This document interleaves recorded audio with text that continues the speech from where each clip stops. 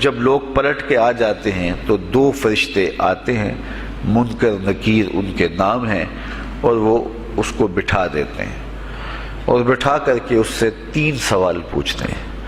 پہلا سوال یہ ہوتا ہے من ربک، تیرا رب کون ہے؟ اب کوئی مانے یا نہ مانے، رب تو سب کا اللہ ہی ہے۔ اگر کوئی انکار بھی کرے تو اس کے باوجود اس کا رب کون ہے؟ اس کا رب اللہ ہے۔ تو دنیا کے اوپر کوئی اقرار کرے یا انکار کرے، لیکن نفس الامر میں، حقیقت میں اس کا رب اللہ ہی ہے۔ یہ تو حقیقت ہے، یہ تو طے شدہ ہے۔ لیکن جو عقیدہ دنیا پہ رہا ہوگا وہی عقیدہ اس کے لہجے میں آئے گا۔ اگر اس نے عملاً، رویتاً، قولاً، فعلاً اپنے اللہ کو اپنا رب مانا، رب کہتے ہیں کسی چیز کی تربیت اس کی استعداد ذاتیہ کے مطابق کرنے والا رب کہلاتا ہے۔ تو اللہ تعالیٰ جل شانہ ہم سب کا خالق بھی ہے، مالک بھی ہے، رازق بھی ہے، اور ہماری ضروریات کا وہ کفیل بھی ہے۔ وہ ہمارا رب ہے، اور صرف ہمارا رب ہی نہیں ہے، رب العالمین ہے، پورے جہانوں کا رب ہے، پوری کائنات کا رب ہے۔ خالق بھی سب کا وہی ہے اور رب بھی سب کا وہی ہے۔ جو اسے مانتا ہے اسے بھی رزق دیتا ہے، جو نہیں مانتا تو اس کے لیے بھی رزق کے دروازے بند نہیں کرتا۔ حضرت ابراہیم علیہ السلام کی عادت یہ تھی کہ جب تک کوئی مہمان نہیں آ جاتا تھا اتنی دیر تک کھانا نہیں کھاتے تھے۔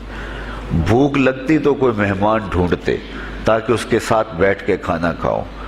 کھانا جتنا بھی مرغن اور جتنا بھی جو ہے وہ پرتکلف کیوں نہ ہو، اگر مہمان کے ساتھ کھایا جائے گا تو اس کا قیامت کے دن کوئی حساب نہیں ہوگا۔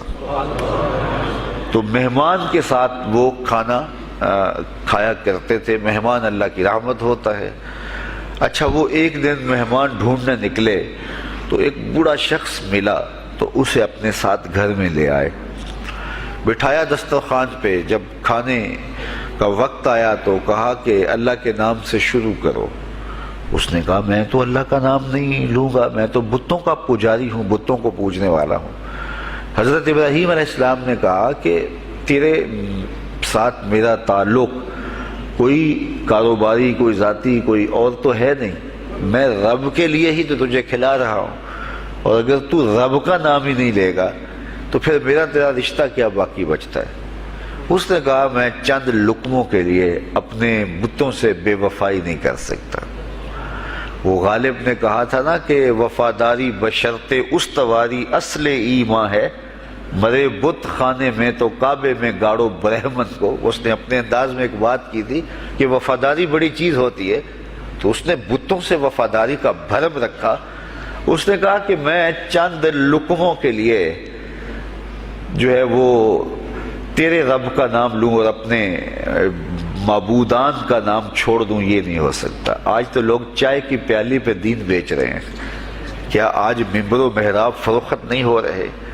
لیکن اس بوڑھے شخص نے کہا کہ میں چند لقموں کے لیے، چند ٹکڑوں کے لیے میں اپنے بتوں سے بے وفائی نہیں کر سکتا۔ حضرت ابراہیم نے کہا تو اگر بتوں کے ساتھ اتنی محبت رکھتا ہے تو پھر میں بھی رب کے نام کے علاوہ تجھے دینے پہ آمادہ نہیں ہوں۔ وہ دسترخوان سے اٹھ کے چلا گیا۔ وہ چلا گیا تو جبریل امین حاضر خدمت ہوئے، رب کا سلام دیا، اے ابراہیم۔ رب سلام دیتا ہے اور فرماتا ہے تو نے آج میرا ایک بندہ ناراض کر دیا۔ یا اللہ، وہ تیرا بندہ تھا، اس کو تو تیرا نام لینا بھی گوارا نہیں تھا۔ کہا ابراہیم اس کی عمر کتنی ہوگی؟ یا اللہ 80 سال کے قریب ہوگی۔ کہا اتنا عرصہ ہو گیا میں اس کو رزق دے رہا ہوں، تو ایک دن نہیں کھلا سکا؟ اب ابراہیم علیہ السلام اس کو ڈھونڈنے نکلے ہیں۔ وہ کسی پہاڑ پہ چڑھ رہا تھا، دور سے آواز دیو میاں آ جاؤ، کھانا ٹھنڈا ہو رہا ہے۔ اس نے کہا تم تو بڑے سخت تھے، لہجے میں، رویے میں تبدیلی کیسے آ گئی؟ کہا کہ اسی رب کا پیغام آیا ہے کہ مجھے اتنا عرصہ ہوا اسے کھلاتے ہوئے، وہ مجھے نہیں بھی مانتا تھا، پھر بھی میں اس کی ضروریات کو پورا کرتا رہا ہوں، اور تم ایک دن نہیں دے سکے؟ تو آؤ کھانا ٹھنڈا ہو رہا ہے۔ کہا تے رب کا نام نہیں لوں گا۔ کہا نہ لینا. کہا اتنی تبدیلی؟ کہا اسی رب کا سندیس آیا ہے، اسی رب کا پیغام آیا ہے. کہا